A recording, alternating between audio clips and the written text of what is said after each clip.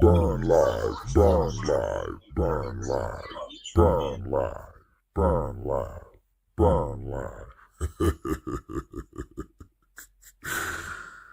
It's going down, baby. Burning through ashes, trying to make comments.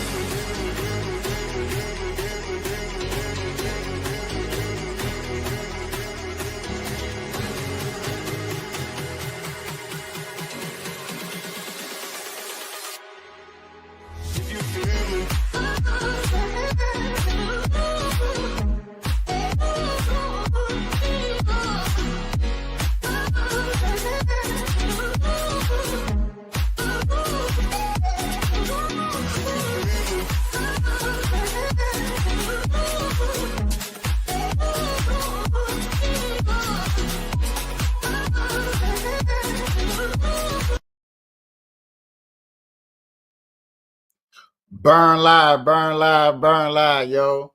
Where we burn through conversation, trying to ask y'all some common sense. I appreciate people coming through. Appreciate you stopping through. It's been another good one. I'm your host, Capiche. I know it's very cloudy up in here, but I do got some good people. I got Georgia in the building. I got Johnny after his heart. Appreciate y'all stopping through. How are y'all today? Put them in the dish. I'm doing good, man. I'm doing good. Yeah, put them in the dish. I appreciate it. How you doing, Miss Georgetta? You on mute.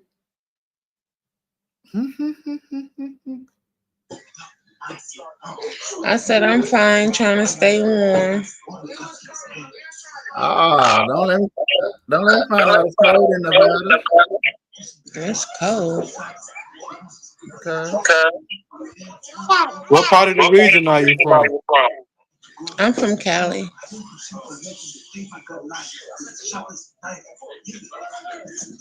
Okay, it's cold too. No, I'm in Las Vegas now. I live in Las Vegas, but I'm from Cali. Okay. Amen, amen. It do get cold at night, don't it? Yeah.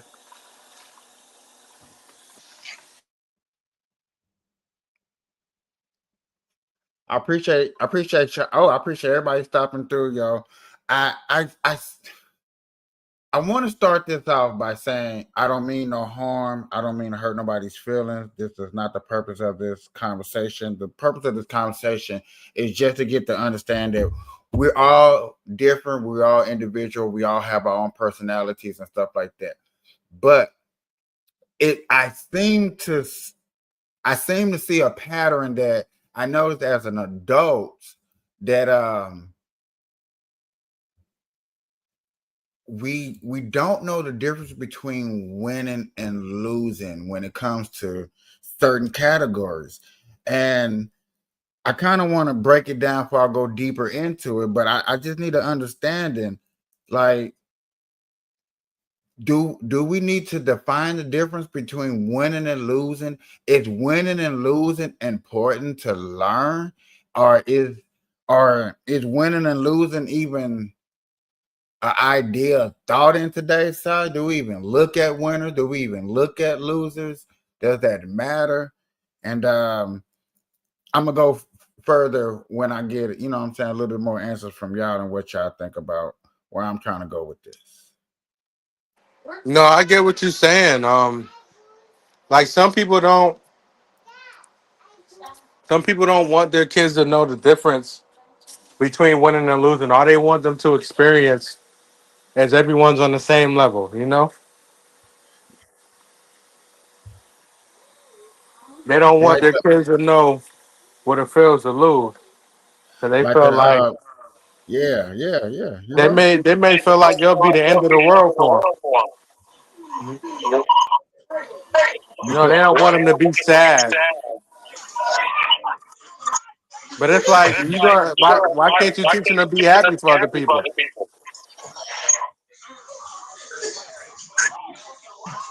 You got a point. You better get out. I think it's the fact that and don't quote me on this. Don't quote me on this, but I do believe it's the point that you don't want to see your kids hurt, and parents of this day society remember more of the pain and the hurts than a good time. I always try to tell people that, you know what I'm saying, your memory goes in the factors of stuff that you remember the most. Things that you remember the most, things that affect you the most, that's why you remember them. You know what I'm saying? You have more good times. You went to Disney a lot. You went to Florida. You went to California a lot. You will remember those memories. Those memories will stick. Those for somebody who was always in trouble, always in juvenile, and only had a good couple of days. You're going to remember the juvenileness lifestyle more. And I mean by that, and I say that for the simple fact of teaching the little ones about winning and losing, you know what I'm saying, even outside of sports. Because I think, well, I can yeah, Miss Georgetta.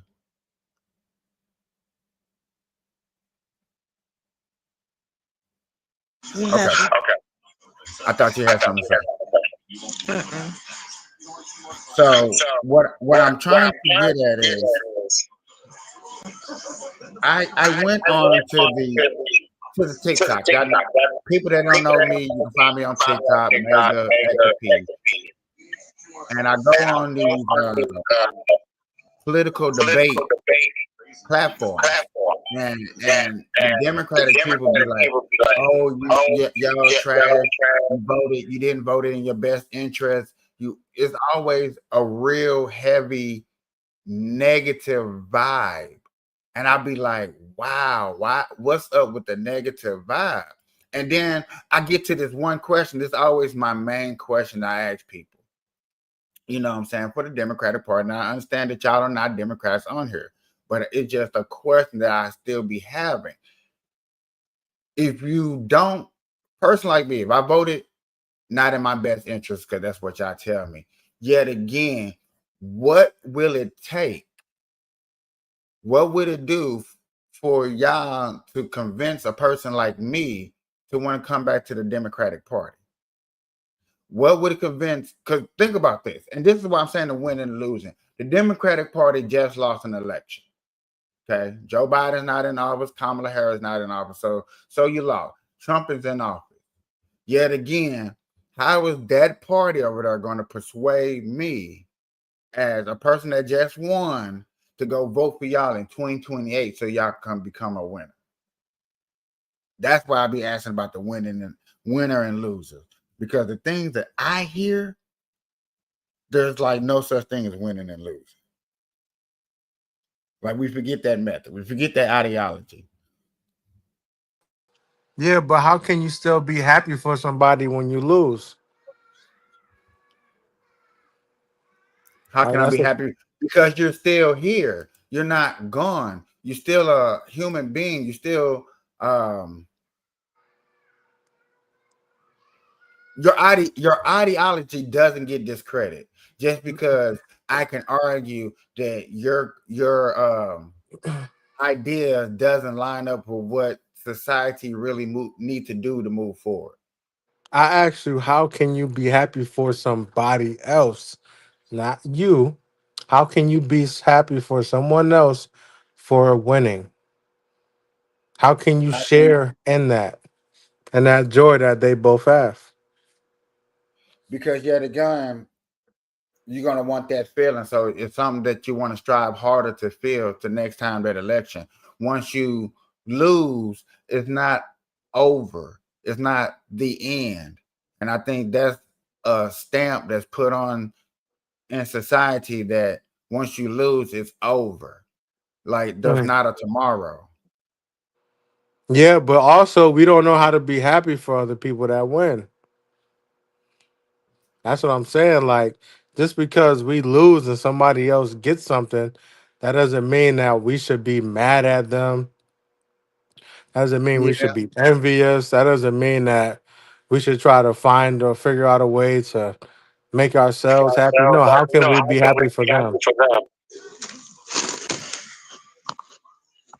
And sports, when your team loses, do you attack the team that wins?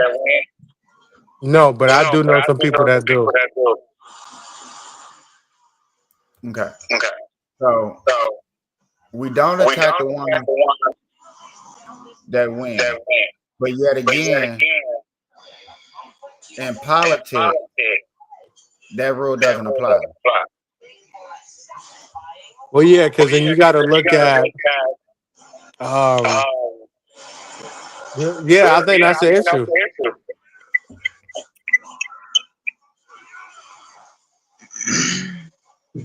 Your kids could come in the house and had a good day. Mommy, daddy, I just hit a home run in baseball. I just shot the winning shot in basketball. I just scored the winning goal in hockey. Tomorrow, they can come in. I lost. Where do we define the lesson in each one? Well, we got to ask our kids. You know, we just ask them about the situation. What happened? You know, why did you lose? What could you learn from it? How can you improve? So can y'all agree that in our society, our skin color automatically thinks that we have been losing for 400 years? Say it again. Can y'all agree in our society, meaning our skin color, you can agree that everybody said that we've been losing for 400 years? You may not agree with that, but that is something that is said a lot. I don't know. Only been here for 45 years, so I don't know what happened the last couple of years before that. I like that answer. I wish more people would think like that. Like I can't say that. But would you want reparations from the government? Yeah. Yeah. Okay. So therefore, if you want reparations from the government, that would almost say that you feel like your people have been losing 400 years. I can't say that because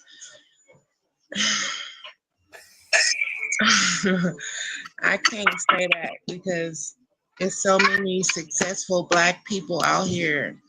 It's just I can't say they're losing when they're actually winning. Like I can't speak. I don't know.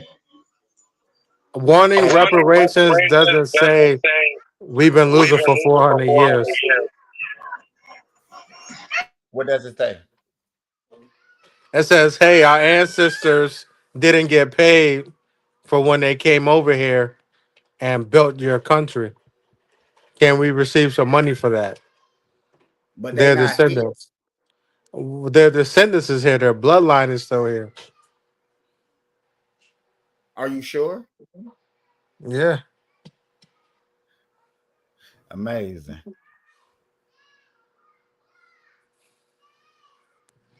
I think it's more saying that that you feel like you haven't been winning.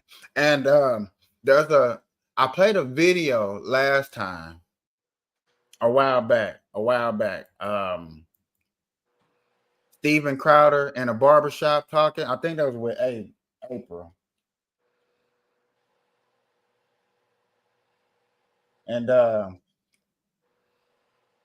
more or less that episode especially the first one. If I can just pull it up real quick, def is not. I gonna say define, but shows and tells the meaning of what I be trying to say. As far as if we think that we win and we think that we lost. We think that we lost for 400 years if you want to ask for reparations. Because that means that my ancestors didn't gain nothing in the past. In the same breath, like what Miss Georgetta said, in the same breath, there have been millions and millions of successful people here in America. So therefore, you can't necessarily say that. But you can't say that, but yet again, you want to ask for something that 33% of your ancestors actually had a part of and legalized it themselves when it was able. Let's get off into a different subject, but yet again, the winning and losing part of life. Shall we teach our kids the winning and losing?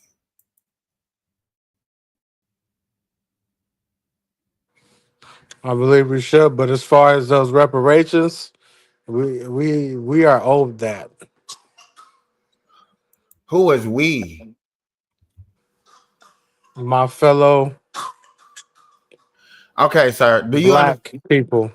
Now listen to this number, and I love this statistics, and people always like say that I'm wrong about this, but I was like, okay, I may be wrong, but if you punch in the numbers and really do the numbers, this is the reason why reparations should not be handed out in America.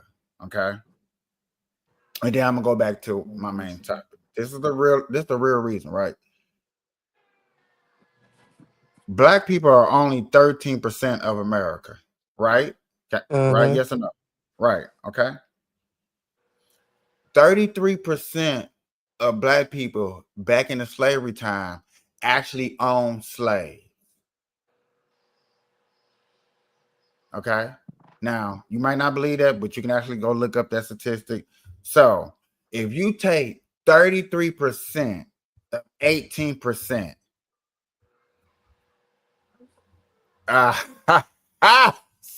that's over 50% of 13%. That's over half. Okay. So yet again, when you hand out reparations, less than 8% of people are going to get a check. We're talking, yeah, maybe 10% of people are going to get a reparations back due to the government. However much money you can figure out. Only like 10%. And do you know that 10% is going to go to war with the other 8%? Well, other 3%. And why do you say that? Because yet again, you may not admit, but people of our color don't like seeing other people have things. They don't. And once you see a group of people who you feel like don't deserve it or do deserve it, not specifically you, but I'm just talking about societies, a bunch of people that get something, and especially you feel like you should get it too. I'm black, I should get it. But yet again, my ancestors back in the day just so happened to own slaves, so they disqualify you. Once you find out that you have some type of ownership of slavery, that's going to disqualify you. And it's going to knock out a lot of people in the black culture. That's going to start a culture war. I don't think so. Why? For one, I don't believe that we can go back and figure out what black people had slaves and which ones didn't. It's Two, already documented. I don't know where. I never heard about these documents, but let's say they're true.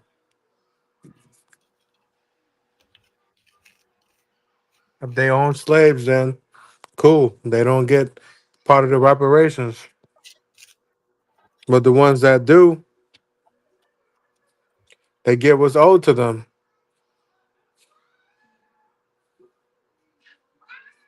Okay.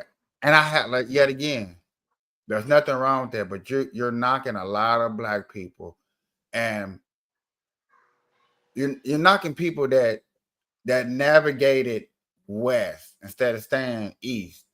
So like for instance, um, California is one of the only states that's truly asking for reparations technically right now as we speak. Actually got a bill at the governor's table, even though it hasn't been passed, but it's a bill right there for reparations. They is the first state to ever do that. Second state to ever do Chicago, that, well, Chicago did it. Chicago black ass mayor just rejected it twice in a row. Even Miss Lightfoot, when she was in office, denied it. I covered it exclusively and laughed at it with tears in my eyes on this channel. Oh wow.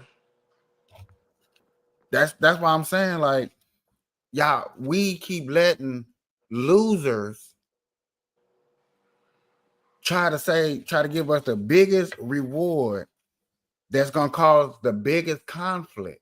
But yet again, when they lose, they have no way of saying, like, how we gonna win? How can we talk to the people who we lost, and how can we bring them back?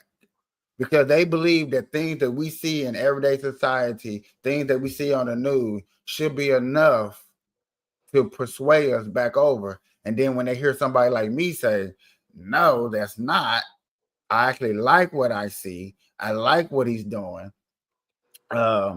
understand, and I had to learn and understand that our ancestors back in 1979 on back to World War II did not have taxes come out of their paychecks. I want that life too. I would love to see extra $200 on my check that they keep taking off. Fuck, that sounds wonderful. That's a whole extra two bills I can pay for. And y'all can sit up here and say, yes. I know y'all can agree and look on y'all check and say, yes, that $200 that they take out of taxes. Hell, if we didn't have to pay federal or state taxes because our government found other means of making our country successful without us paying for it, y'all would want that money in y'all pockets. That's more vacation trips for your kids. Kids want them new J's, you can actually afford them because the money's right there.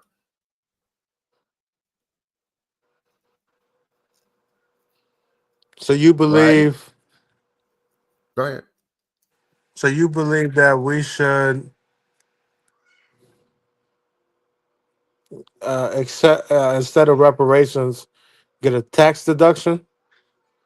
No, instead of getting reparation, we should black folks should automatically, the next 20 years, every black person should automatically get life insurance at birth. Once they born, the government should automatically hand them life insurance.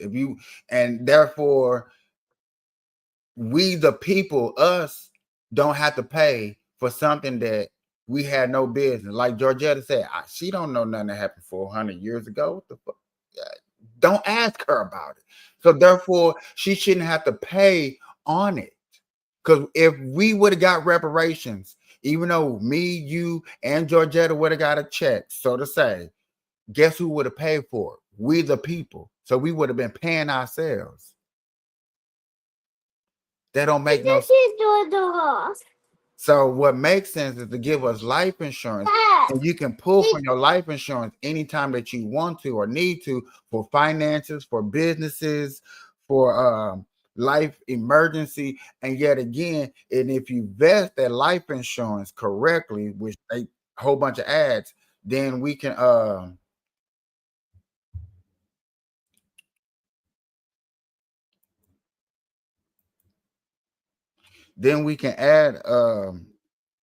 long-term longevity. Life insurance is a beautiful thing.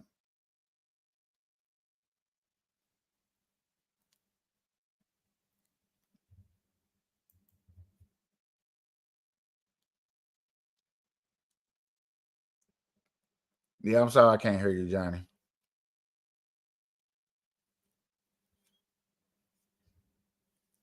So, Miss Georgetta, Yeah. Can would you hear you? me? Yes. I don't know why I can't hear you. But if you can get extra $200 back on your income taxes, would you like to? I mean, I would love to get an extra $200 on my income taxes, but yeah, and still, if you work too much, you're not gonna get it anyway. Because the more you work, the more they take. So it's just like I just roll with the flow at this point. Because you work more thinking you're gonna get more, and when you actually work more, you get less. So it's like either way it goes, you asked out in either way. You work too much, you don't get stamps, you don't qualify for a lot of stuff. So I don't know. That kind of goes back to what I was talking to Johnny about the difference between program and then a guidance counselor.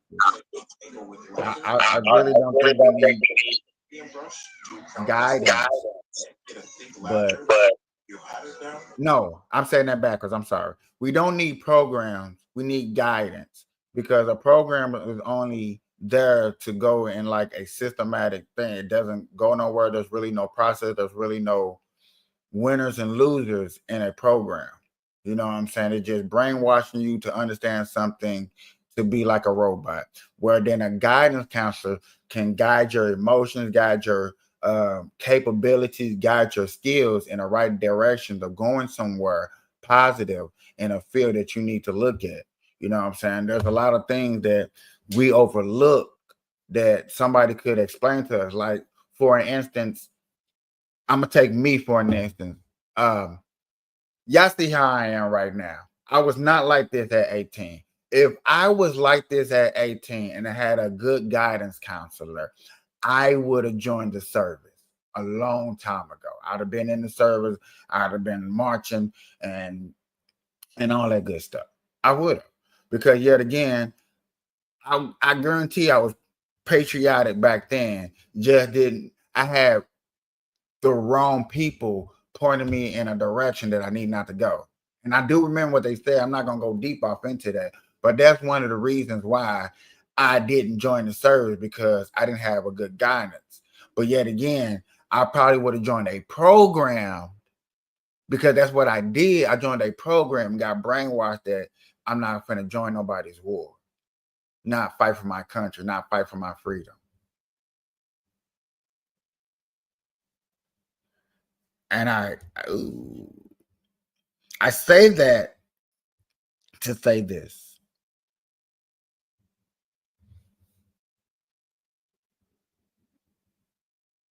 2028 is it's a ways away, right? It's a ways away. There are things coming up, global warming, women's rights still going on, illegal immigration, transgenders rights, and stuff like that. Um, what else is kind of highly on the topic books of things that are being exposed?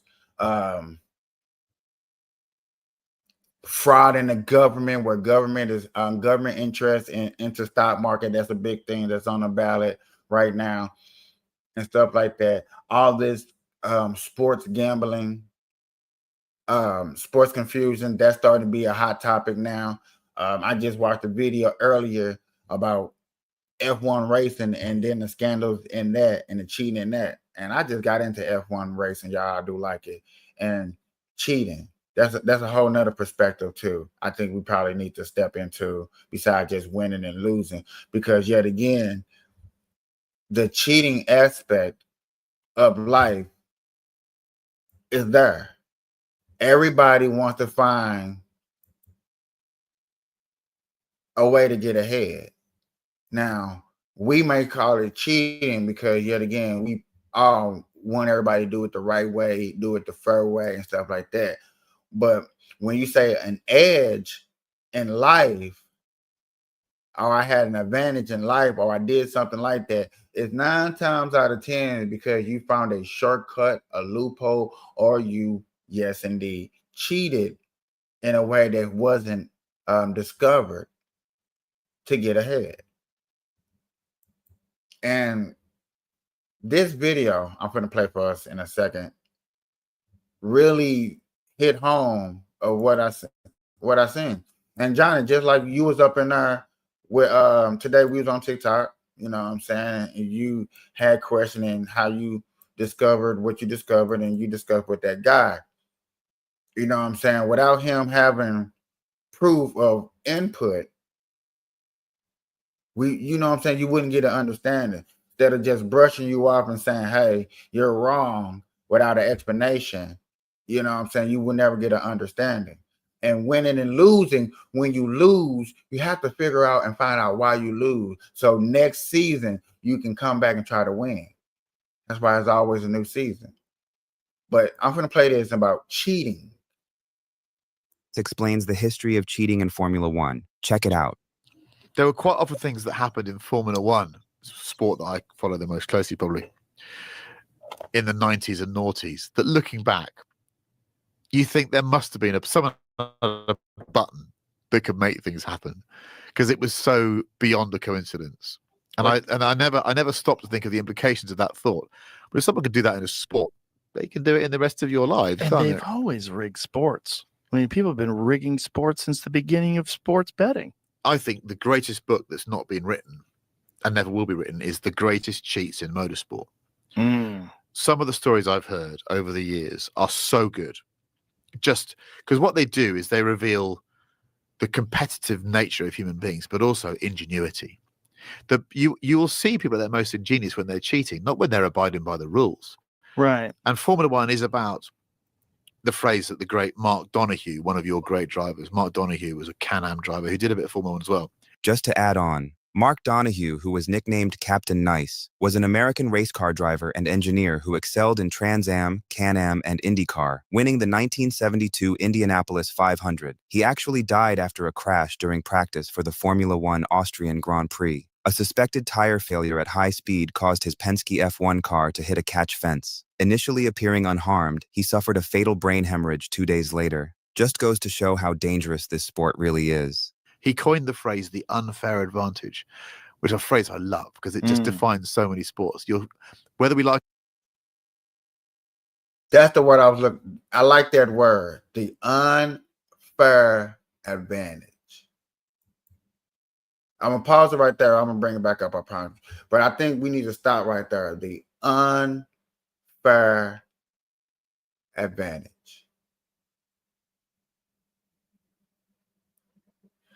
Like I said, we always trying to look for the advantage in life, that the I said shortcut, but the unfair advantage, because yet again, everybody knows life is what? Unfair. I think everybody can agree upon that. Life is unfair. So to have an unfair advantage, to see the opportunity, to seize the opportunity, to go for something that you believe in, to see that this is what I'm trying to go for, the unfair advantage. Can anybody name a time, put it down in the description, panel YouTube, you can just name a time that you've seen an unfair advantage happen?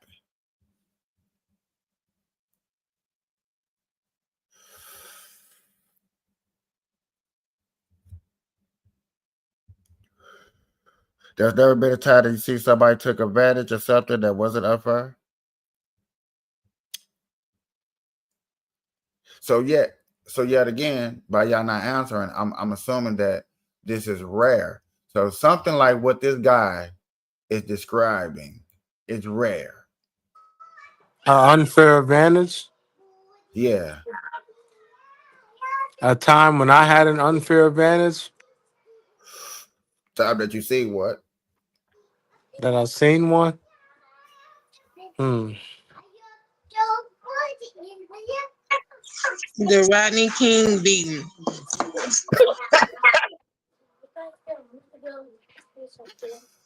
Okay.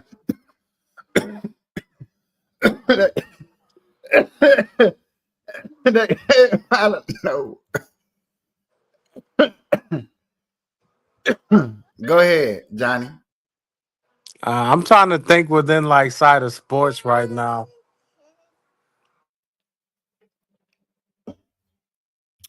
Ooh, that was I a mean, good one. I heard that there was sometimes the referees in basketball would enforce the rules on certain players and not on others. Okay. maybe 1, 2, 3. He's 3. What's that, the butt? Like it or not, we're searching for the unfair advantage, Right. aren't we? And in motorsports, some of the cheats I've heard about are just brilliant. Like what kind of stuff? So I can remember hearing a guy called Wyn Percy, who was a touring car driver from the UK in the sort of 60s and 70s, describing how there was a famous commentator we had called Murray Walker. He was the voice of our motorsport for 40 years. He had a very distinctive voice. He was a lovely man, met him a few times. Here is Murray Walker commentating so you get an idea of how iconic his voice was. There's a lot of work that goes into making a podcast. The setup is one thing, then you've still got to edit. This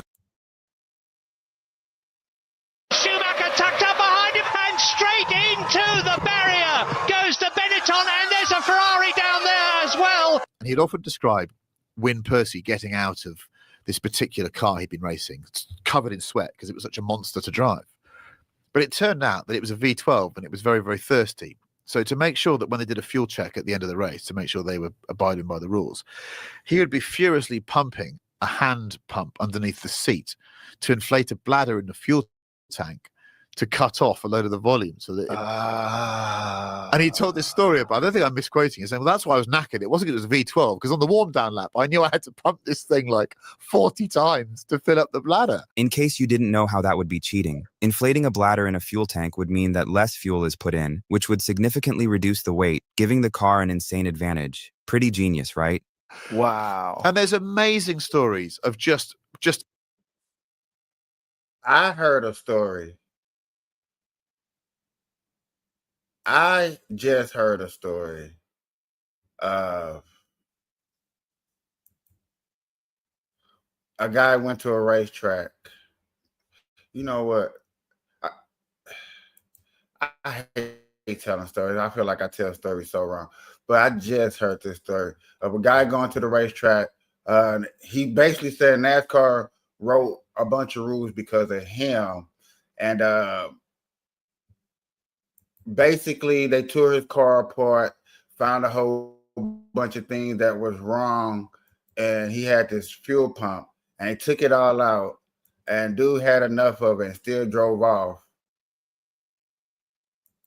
This is He claimed that. Yeah, this it right here. Boy, this is cold. This is cold. Y'all watch this. What do I want to do this under? This cold. Is it up there?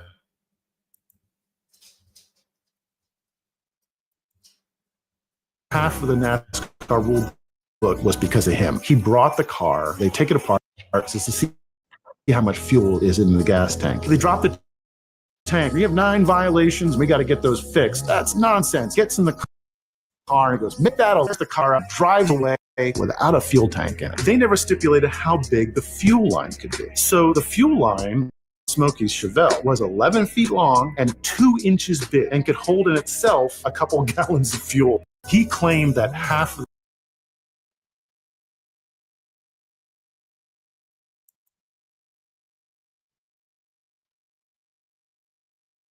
Now, do you trying to see what I'm saying? Where I be like the unfair advantage, and how dude describe, like, if you really think about it, people that take the time out to discover these loopholes become geniuses because it takes it takes for you to think outside the box at your normal job to be successful and to succeed past these goals that are sometimes seem unreachable. Right? So what I mean by that, now let's go back to the politics thing, because this is one of the conversations I was hearing earlier too, is listen to this. And John, I think I told you this a while back too. I think I explained this to you too.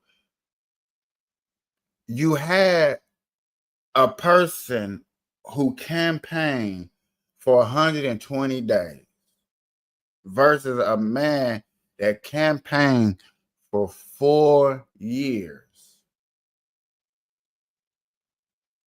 Like the unfair advantage,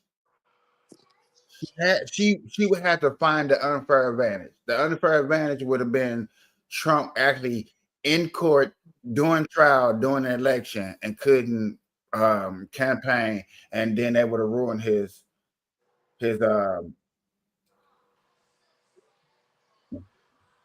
output, his outtake, his outlook. Like they would have ruined his image, basically.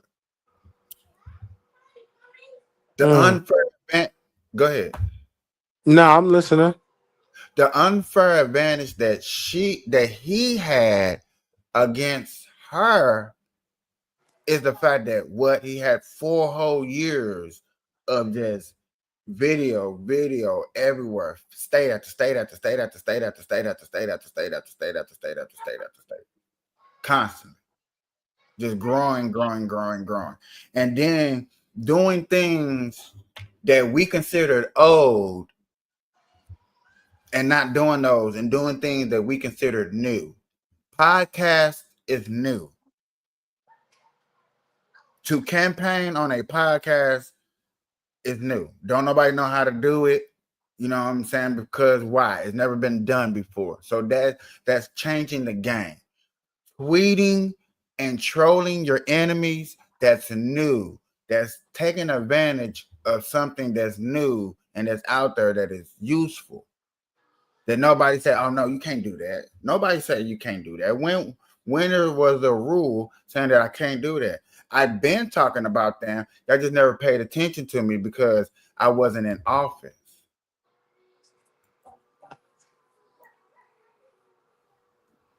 And you know what I'm saying? That's what you're looking at. And that's what I see. But yet again, bro, I bet you right now I can go on TikTok and we can listen to the Democratic Party people, just average Joes who go on TikTok, just the ones I be following for purposes like this, and just listen to how they talk and be like, how can you be a part of that? And I really don't want to do that. One day I want to. One day I just want to expose them and be like, listen, like I showed my audience, like I play y'all on my show so we can listen to how y'all talk and how y'all scrutinize the Republicans and people that disagree with you. I was like, what would it take for y'all to think for us to come back to y'all, to the Democratic Party?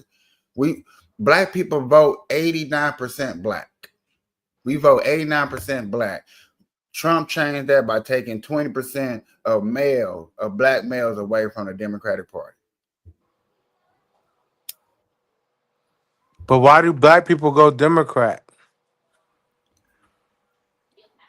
Because of what was it? The civil rights movement. The civil rights movement was mostly fed and liberal women.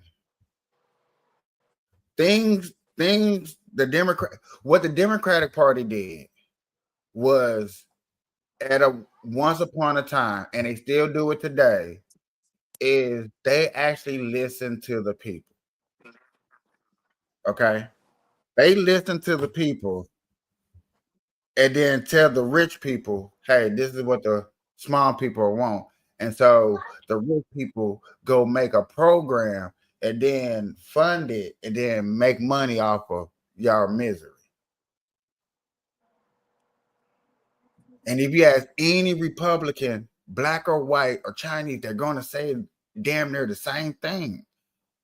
The Democrats would not say that. Democrats like, no, the Democratic Party started programs, did movements for the black people. They were going to say that Martin Luther King and Malcolm X and all these people were for Democrats. All the world leaders back in the day were Democrats, which if you really technically look that up, that's not true.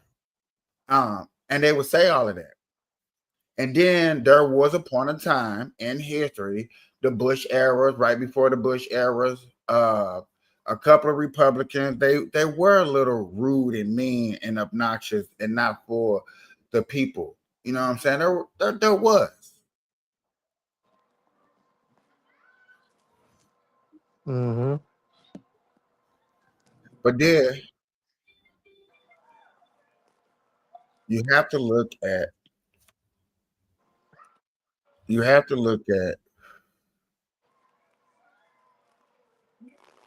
what does the Republican Party say? Because the thing is, the Republican Party says what they, but then again, you will hear the Democrats tell you like, oh, that ain't what they mean. They don't mean that. That's their code signal for what's the word they use? What's that word? Mm-hmm. When you mean something else, when you say something, but you actually mean what? Oh my God, I forgot that word. Rhetorical? No, Is it rhetorical? Dog whistling.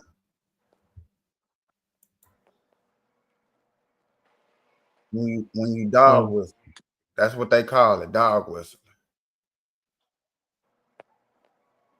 So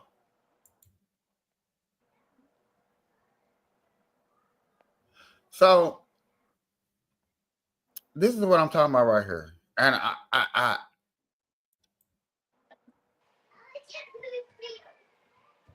I just had to show this off just because this is like the most wildest stuff ever. Like, this is how y'all really do y'all panel. This is how y'all track. And then we come up there and try to offend us. Look at this. Look at this.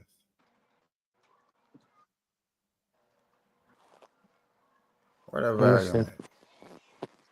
Lie about shit. You I don't have to lie about the evil fuck shit that you motherfuckers have done to black people over the years. I don't have to lie about a motherfucking thing. Or more racism than it was 50 years ago? America is more. You know what? Hold on America one is second, bro. but the racists now feel comfortable because of that orange coochie pussy ass motherfucker that we got in office right now. When he brought his coochie neck ass down the motherfucking escalators, he made you motherfuckers feel very comfortable to come out the motherfucking closet. But guess what? You motherfuckers come up on this app and you screw your racism, but when you motherfuckers come in front of a black person, you speak a whole motherfucking different term. Because every time you motherfuckers get out of character, you get the shit beat out of you. And that's Mama, who brought up race? The host did. The host brought up race. Shut your annoying ass The up. host Bitch, brought up I'm sick race. of your ass. And then Get you your talked ass about up. how You you need got to go pulled find your over. motherfucking wife. Go find your wife because she's probably sucking the You black talked about dick. getting pulled over. Do that for me. Go find your wife because she's probably sucking a black dick. The fuck? Wow! Amazing! What? What happened? Ladies and gentlemen, boys and girls, I think that's what I'm gonna start having to do on my show is go down that TikTok rabbit hole and show you. Maybe that's what I gotta do, expose. Do I gotta keep showing it? Did you hear the language? What you mean? So that lady was going off on a person foully, disruptive, then calling Trump all type of pussy necks and just foul languages like that. What I mean by that is like, you're going to try to persuade a person like me to want to come back to the Democratic Party. And I got to hear, how can you think that lady can persuade a person like me? Like, wow, like, ooh, like, well, damn. You already accused it, but when you're around your people, woo, woo, you have no facts of bringing up about how that man talks around his people. You just automatically assume it just because of his skin color. I guarantee. That's shameful. I have to speak like that. I still got him right here. Like, bro, like, stop playing. You think it's over? Like, you think it's over? I don't even know who's talking. Hopefully somebody else is talking and they switching it up. But sheesh. Somebody else got to get something, and yet we're supposed to believe that you want to make America great for everyone, when the America you're talking about is the one where you didn't have to sit up here and call a bunch of black people racist. My family had slaves. You just want to call a bunch of black people racist, and you want to put racism on hate, and you can't even go back and tell me, find me the Portuguese man that decided when he was riding on that boat to get around the Cape of Good Hope, no, Cape Horn, when he was trying to get Cape Horn going to India, when they decided to pull over to the side on shore, and he got off that boat and he said, you know what? All these black motherfuckers, I hate them. Let's enslave them. Is that what happened? Hey, black. Or the Spanish, Are those people in the who took over comments? for the Portuguese after they went No, over they into on South the America, and after they decimated all of those people. Oh, okay. I just blocked out the comments so we can see the panel. This is the panel They started talking. to go over This to is TikTok. Africa You're and just get like off the the other boat guy. and say, Okay, you know what? okay. I hate these. They got off that boat and say, I hate these motherfuckers. Let's go enslave them. Hey, black, can I talk for Is 10 that seconds? what happened? Can I Is talk for that 10 what seconds? happened? Is that how racism happened? Because Black. somebody decided, I'm just going to go over here and say, I hate these motherfuckers. Let's put them all in chains. Is that what Black, happened? Can I say Black, something? Black? let him talk. Let him talk, please. Black, are you the same dude that said you know? How do you know my family so well? Because you said my family had slaves. I know everything about my family history, buddy. First of all, I didn't even You say know that. You shit twisted about my what I family. said just to make a narrative so that you could come back with your fake outrage. I didn't say your family had slaves. I don't have fake outrage. I'm the one that mentioned my buddy getting passed off for a job, and all of a sudden we're going to dismiss that, right? We're going to dismiss that because white people because don't it's have not to important. take jobs. It's not Right, fucking Kamala? important. No He white probably people got get passed up for the fucking job because he probably was unmotherfucking qualified and didn't know how to articulate himself during a fucking interview. He probably showed up to the interview wearing a fucking pair of jeans and a And dress that's only shirt. white people, right? Bitch, Is that only white that's people? what. That only happens to white people? No, it does that not. happens to unqualified No, people. it happens to And your buddy was unqualified, unqualified. uneducated motherfucking people. Do black That's people get not a jobs white that are or black thing. unqualified? That's an uneducated person thing. The fuck you talking about? You trying to change the motherfucking okay. narrative. At the end of the day, it So it is can what happen it both is. ways, right? White people have discriminated and have proven their racism towards minorities throughout the years of this country existence. White people have gone can't over to Africa. White people can't White Hey, bro, what's people going have on? white people have. You really don't get that argument? What's going on? I can't hear it. Why you can't hear it? No. I don't know why. Because I was like, I got it up there. I turned Yeah, it I up. see it. I do see it. I just can't hear it. That's crazy. Hold on. I'm just going to play it and see. Can I hear it on my phone or something? Fuck you. That's what I said. Okay, I hear it now. Fuck you. Now block his ass. Okay, so basically this panel that you just heard, ladies and gentlemen, just went off on a Republican with no facts, almost damn near talked about his family. This is what I'm saying right here. This is it.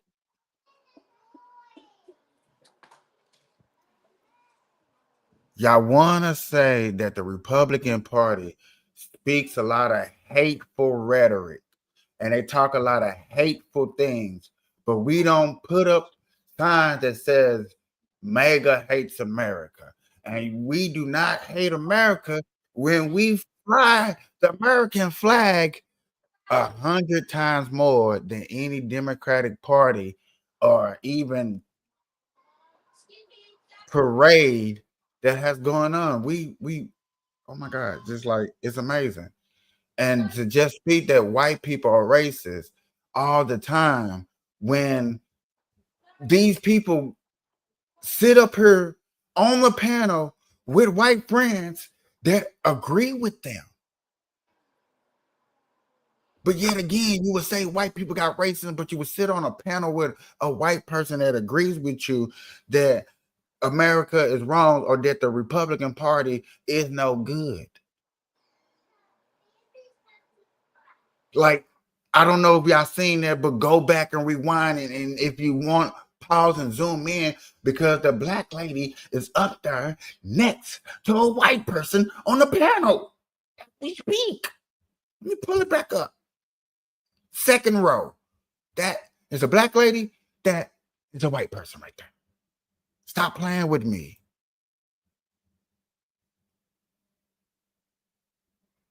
That makes no sense to me at all when you point out racism to a group or a minority of people when it's not a minority of people, it's an individual person that don't like you. I get that. That makes absolutely sense. Are there racism people here in America? Yes. How many times do I got to say that? Yes. Is they moving at a grand cult like the KKK? No. Nigga, that would be breaking news. It's too many cell phones out here for causing corruption like that. It would be easy lawsuits. Lawyers would be rich as hell.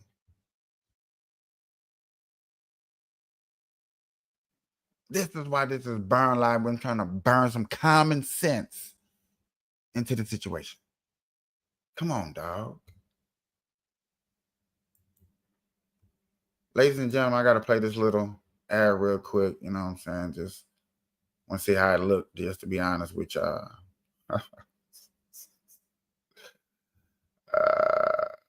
Be right back.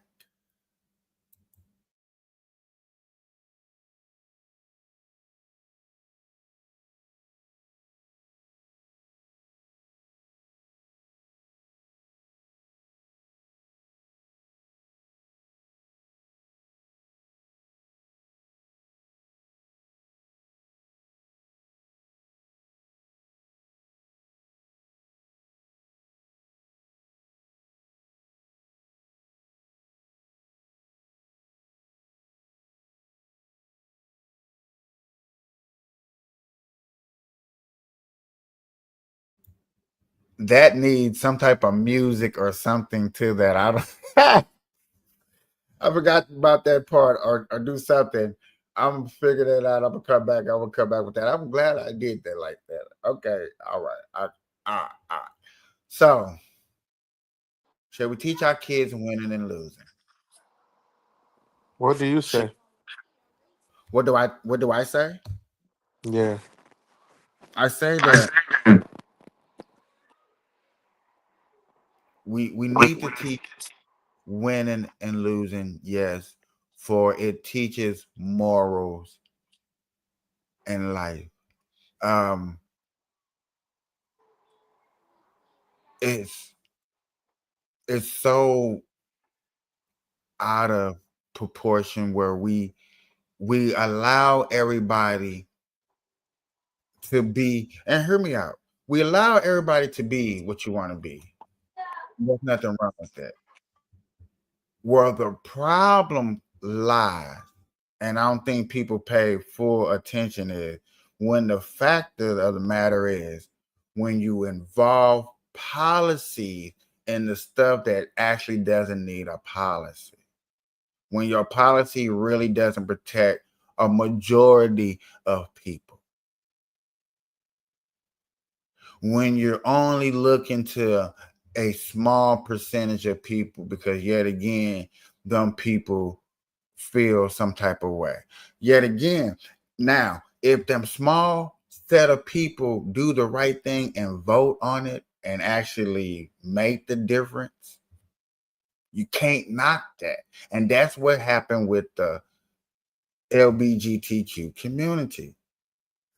We complain because yet again they did the right things and voted. What we complain about is that the extra exposure that we didn't know that came with that like, yo, you gotta regulate things inside certain things that you allow.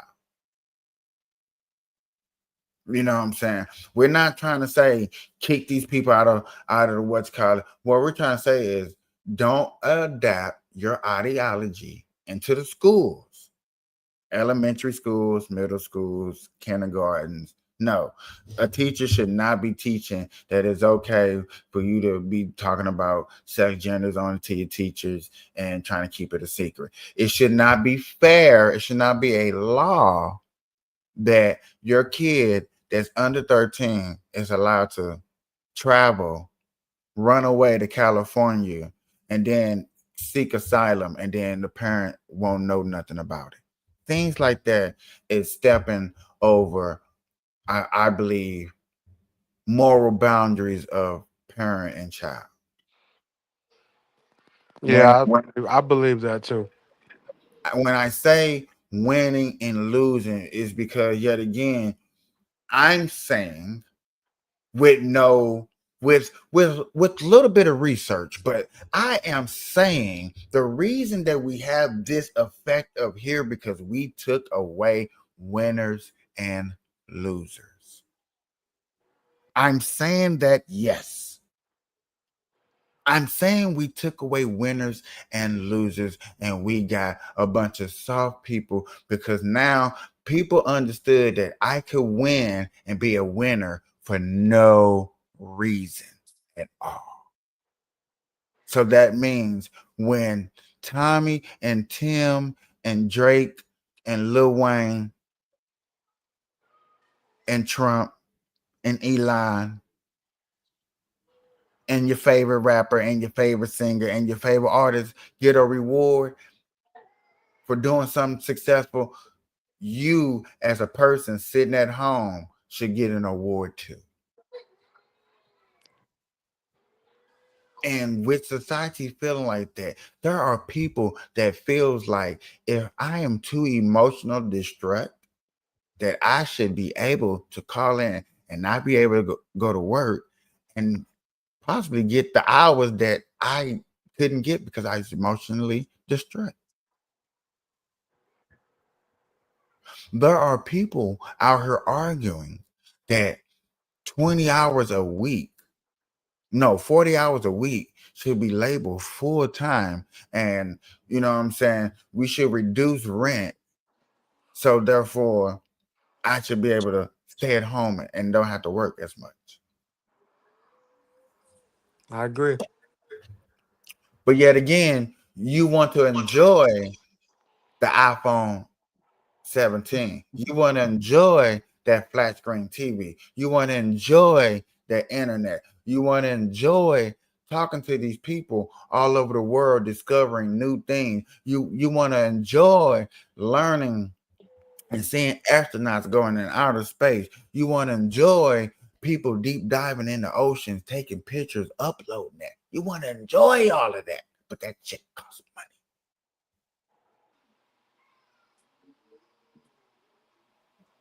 money. What's your point? My point is because the things cost and it takes a different breed of people, you gotta separate the winners from the losers. I disagree. You gotta be able to separate the winners from the losers so you can motivate the losers to become winners. But that's the thing. Not everybody could win. Everybody can't. No, they But can't. yet again, everybody can be a winner. You just may not be able to win at that race. No, everybody can't be a winner. Are you crazy? You listen here. Just because you're good at this don't mean you're good at the next. You may be good at up, don't mean you're good at down. You may be good at left, don't mean you're good at right. What I mean Maybe is like everybody can't make enough money to afford these things. That just goes with the flow of the economy. That's why there's social classes now. that's true, but when you can sit out here and when you have people that says that, and this is true, we all have the same 24 hours. Right? And like I said, everybody got different states. But I wish the people that are watching to do me a favor. And I wish y'all people do me a favor. Start talking to these homeless people and ask them 2 to 3 things. A, do they got a cell phone? Can they call someone?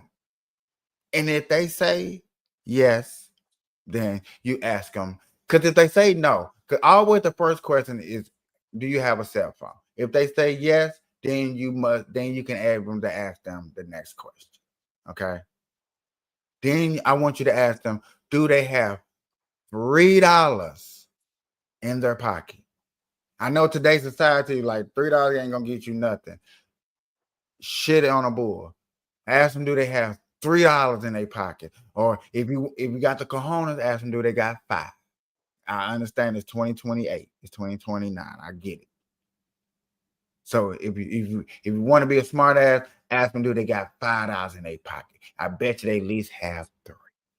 And if they say yes, then that allows you to continue on to the next question. And I'm saying this because 8 times out of 10, when you ask a homeless person these 3 questions, they're gonna have these things. They're gonna have a cell phone in their pocket. What's wrong with being a homeless person? Did I say there was something wrong with being a homeless person? I hope not. I'm asking you, did you hear me say there's something wrong with being a homeless person? It did not. Okay, cool. So the third question I want to ask them is, do they actually have something to eat? And yes, I know some people, are you going to hear me out and like, dang, why you didn't ask them, did they have something to eat with the first question? No, the first question is very important that you ask in these 3 orders. The reason why you want to ask in 3 orders is because I'm showing the trickle down effect. And the trickle down effect is most homeless people in today's society have those 3 things. I guarantee they have the first one, especially if they're a drug user. If they abuse drugs, the number one thing I guarantee they most likely have in their possession is a cell phone to make the phone call to whoever they got to get the drugs from. Like, I don't care what type of hustle they do or not do. I bet you they're gonna hustle up a cell phone, so therefore they can keep going on in whatever business that they got going on. I'm saying this because winners and losers, you have to separate the winners and losers from that, because today's society, there's too much advance for everybody to have some type of advance. Even the bottoms have an advance. We just don't want to sit up here and admit it. I'm going to admit it because I bet you if you go out there and ask a homeless person them 3 things and them 3 orders and they say yes to all 3, I'm letting you know and I'm proving you and I'm showing you that's their advantage right there. They already accomplished 3 major things that you need to survive in life. They already got amongst them in their pocket. So there's no way that they cannot succeed just because they're at the bottom of the barrel. Don't think that because there's that middle class right there and that high class right there, we're stopping that person from being homeless to being something successful. That's not true. There's no way that you can point at somebody and say somebody's in somebody's way. Only person that be in somebody's way is ourselves. Why is ourselves? Because we wasn't taught winning and losing.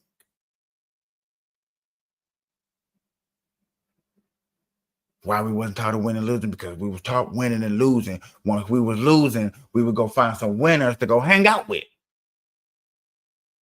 Tired of losing.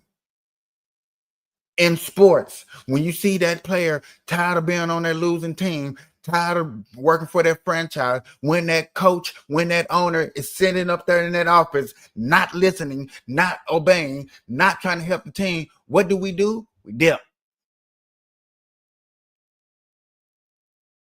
We dip. We go to a team, we try to win a championship.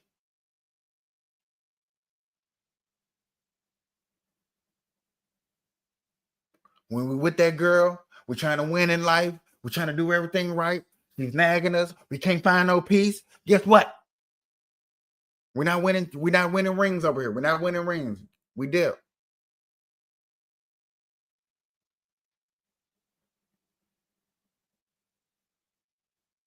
Winning and losing. Teaching our kids winning and losing teaches morals. It teaches them to grow up and understand that when you hear certain things, when you deal with certain things, you're able to deal with them accordingly. And I want to bring up this, if I can find it, because I think this is just another beautiful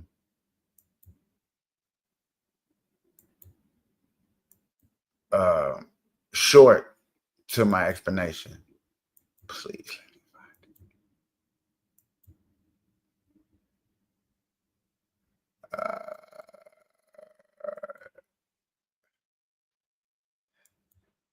Come on. Was it on here? I thought it was on her.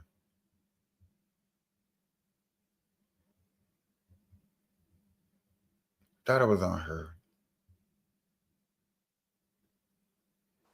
What are you looking for? Yeah, I'm looking for this quote I had just watched.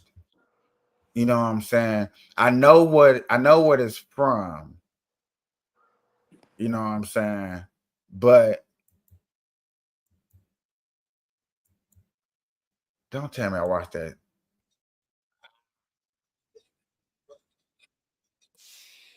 Oh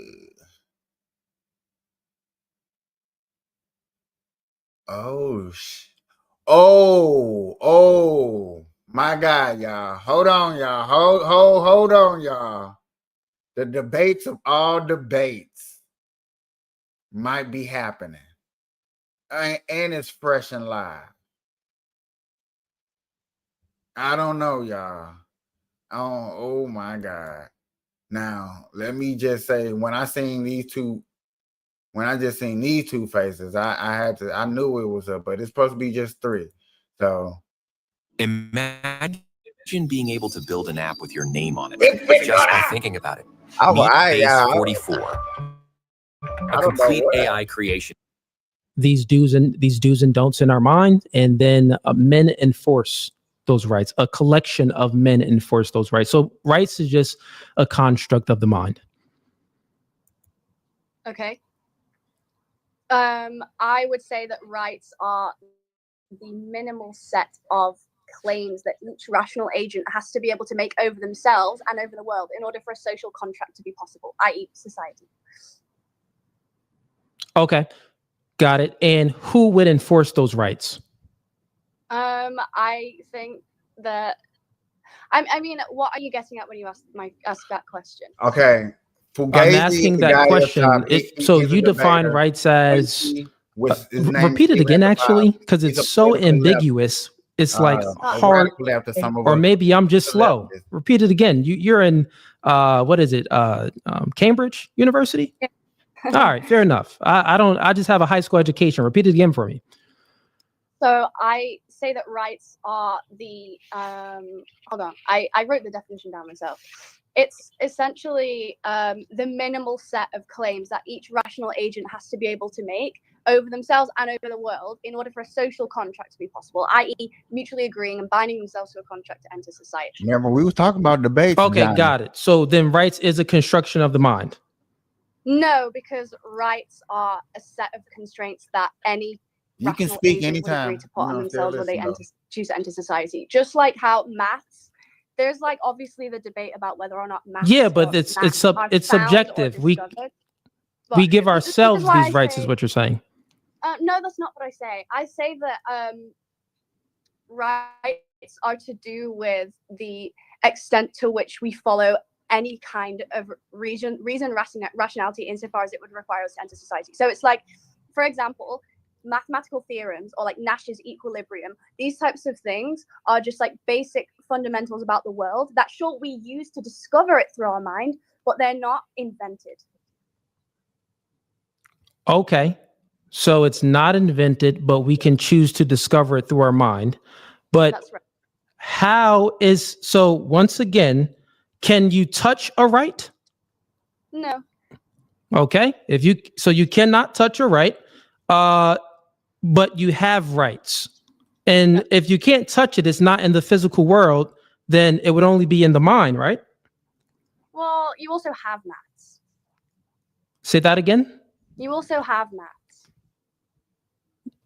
I can't understand you. Did you say maths? Math.